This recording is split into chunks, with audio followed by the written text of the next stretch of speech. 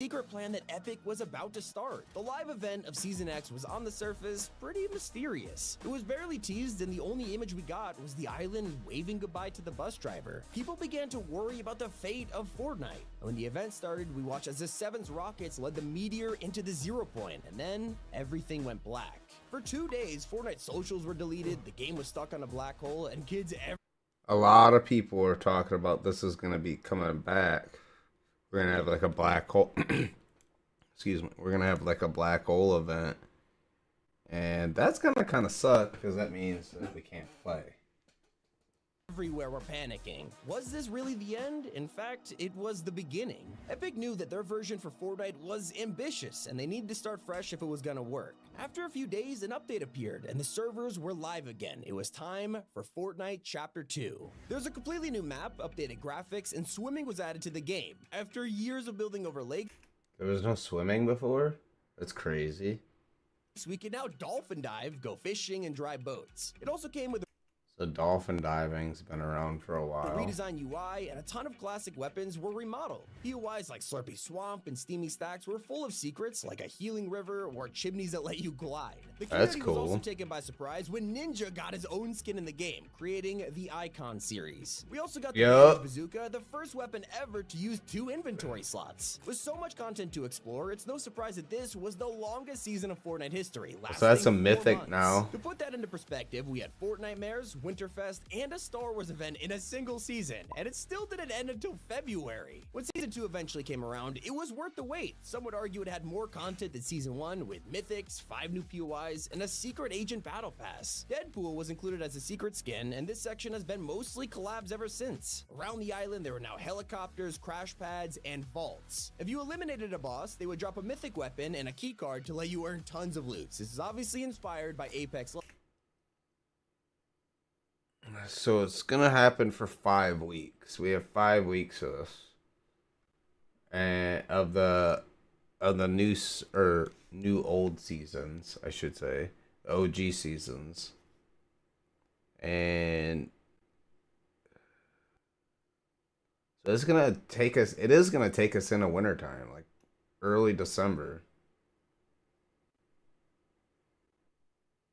So they're gonna change everything just before Christmas. It's gonna be a weird. Legends. There are plenty of other surprises, as this season had not 1 but 2 live events, starting with Travis Scott's Astronomical. This took the hype of the first concert. I'm excited for it either way. It broke the world record for the most viewed video game concert with 45.8 million players over 3 days. It was then followed by another event called The Device, which introduced the new storyline of Chapter 2. We saw John Jones, an actual character who talked to us, and this marked the beginning of the Imagined Order. The event also flooded the entire map, bringing us straight into Season 3. Surprisingly, this was one of the shortest seasons ever, lasting only 70 days. It completely changed the map, with the water levels dropping every week and revealing a new POI. We got Marauders, who drop from the sky. What? That's pretty cool. Shredding you with aimbot. There was also the reveal of Coral Castle, the most hated POI in Fortnite history. To balance it all out, Season 3 also added cars. After so long, you can now drive normal vehicles and fill them up with gas. Fitting with the theme, Aquaman was the secret skin, and Captain America was added into the game on July 4th. Nobody noticed, however, that there was a teaser hiding in plain sight. Just 1 month later, Season 4 began, and it's what? There was a teaser hiding in plain sight. Just 1 month later, what was the Season 4 teaser? began, and its theme shocked the internet. This was a crossover season, with the entire battle pass being themed. The map was covered in Avengers POIs, superhero mythics, and boss battles. Although, if you were on iOS, you weren't actually able to play it, because Fortnite was banned from the App Store after a lawsuit between Epic and Apple. It is still banned to this day, with over 70 million players being locked out of any future seasons. The Nexus War was wrapped up with a huge live event called the Devourer of Worlds. Throughout the season, Galactus had been you can play mobile on Android. The island, just like the meteor all those years ago. When he arrived, fuck iPhone, man. To defeat him, flying around in battle buses and destroying drones. Even though we were only in Season 4, nobody realized we were now months away from the end of Chapter 2. With Season 5, the map was transformed transformed. There was now the 0 point in the center, which healed you, and it can be found in a new desert area. This was part of a feature called sand tunneling, where you could hide in the ground and take people by surprise. Except it was super broken, so Epic had to vault it. While it may look like Fortnite was giving us a break after the past few months of Marvel, Season 5 shaped up to be 10 times more intense. At one point, we were getting 2 collabs per week, from classic movie characters to gaming legends. Aside Dang, from that's that, crazy. Bars were introduced. You could find them in chests, but also They were gold by pushing. completing bounties. And in a Trying to surprising keep twist, people Fortnite in the revealed game that a on the live event was game. about to happen, but this was different from any other.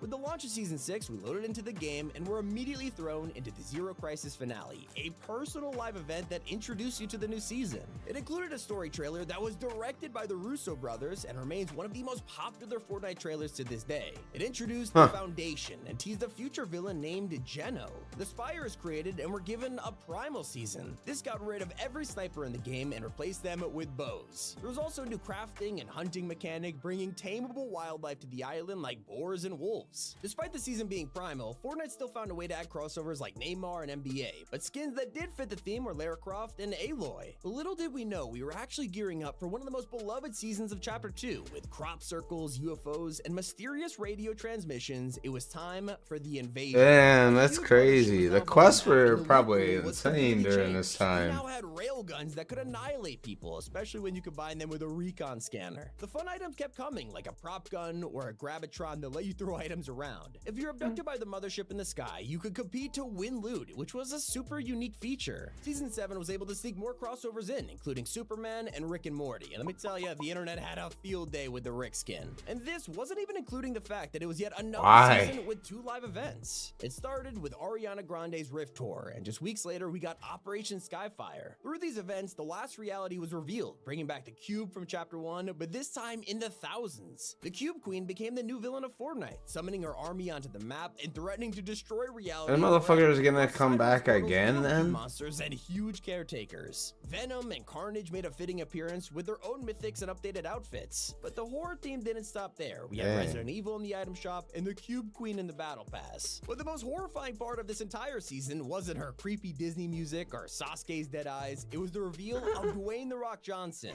During the Chapter 2 end event, the Foundation was en masse, breaking the internet forever. Epic knew that recreating the black hole wouldn't go viral again, so they pulled this stunt instead, and it worked. We watched as a huge plot twist was revealed. There were 2 islands this whole time, and now we were going back to the old one in Fortnite Chapter 3. At first glance, this was an entirely new map with 3 different biomes and tons of POIs. But there were remnants of the Chapter 1 island, with the return of Tilted Towers, the Monster Skeleton, and Greasy Grove.